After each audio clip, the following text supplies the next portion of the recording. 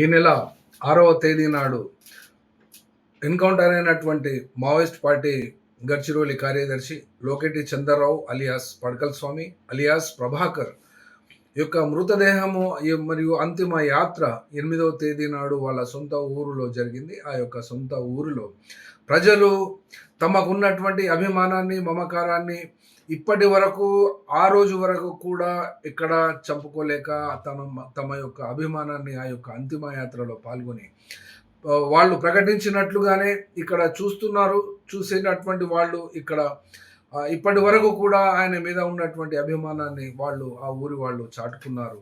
ఆ చాటుకున్నటువంటి దృశ్యాలు మిత్రులు కొంతమంది అక్కడ ఆ యొక్క యాత్రలో పార్టిసిపేట్ అయినటువంటి వాళ్ళు వీడియోస్ చేసి వాళ్ళ సోషల్ మీడియా ప్లాట్ఫామ్స్లో చేసిన మీదట అవన్నిటిని ఒక 3-4 ఎక్కువ సమయం కూడా లేదు తీసుకుని ఒక చోట చేర్చి ఆ రోజు ఆ యొక్క అంతిమయాత్ర దృశ్యాలను చూడనటువంటి వారి కోసం ఒకవేళ చూసినా కూడా వాళ్ళకు చూడాలి అని అనుకుంటే కూడా ఇది ముఖ్య ఉద్దేశంగా ఈ వీడియో చేస్తున్నాము.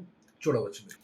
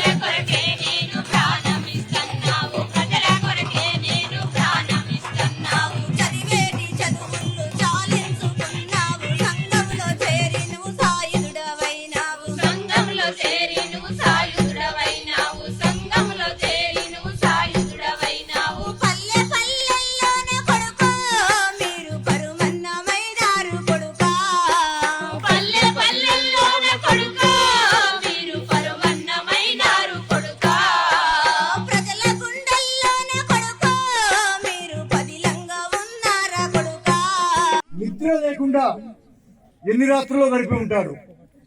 అప్రమత్తతోటి ఉండి మనందరినీ చైతన్యపరచడం కోసం, మనందరినీ విప్లవంలోకి తీసుకెళ్లడం కోసం నిద్రలేని రాత్రులు ఎన్నో ఆలోచించి ఉంటాడు.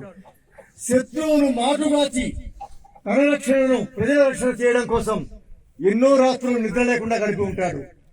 అట్లాంటి కామ్రేడ్ చందర్ ఈరోజు దీర్ఘ నిద్రలోకి వెళ్లిపోయాడు.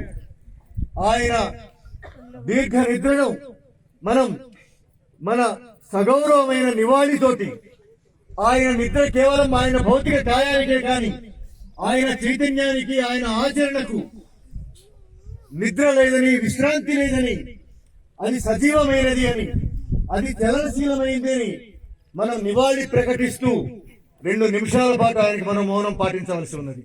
ఈ మౌనం అంటే కేవలం మాట్లాడకుండా ఉండడం కోసం కాదు. ఈ రోజు కేంద్రంలో అధికారంలో ఉండేవాళ్ళు ప్రజలందరూ నోరు మూసుకొని ఉండాలి అంటున్నారు. ఎవరు మాట్లాడడానికి వీలేదు అంటున్నారు. మేం పరిపాలించినట్టే మీరు పరిపాలించబడాలి అంటున్నారు. వాళ్ళు చెప్పినట్టే నోరు మూసుకొని పడి ఉండాలి అంటున్నారు. మనం మౌనం పాటించడం అంటే అది అర్థం కాదు.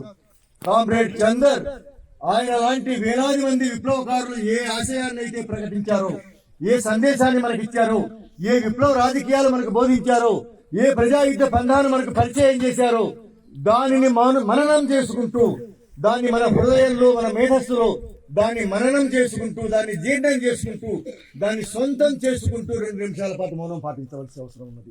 కాబట్టి ఈ మౌనానికి కేవలం మాటలు లేకుండా ఉండడం కాదు, ఇది యాదృచ్ఛికమైంది కాదు, ఇది కేవలం సంప్రదాయకమైంది కాదు. విప్లవంలో భాగంగా అమరుడైన కామ్రేడ్ చందర్ లాంటి విప్లవకారులందరినీ స్మరించుకోవడం కోసం, ఆయనతో పాటు మొన్న అక్కడ అమరులైనటువంటి విప్లవకారులందరినీ స్మరించుకోవడం కోసం 2 నిమిషాల పాటు మనం మౌనం పాటించాలని కోరుతూ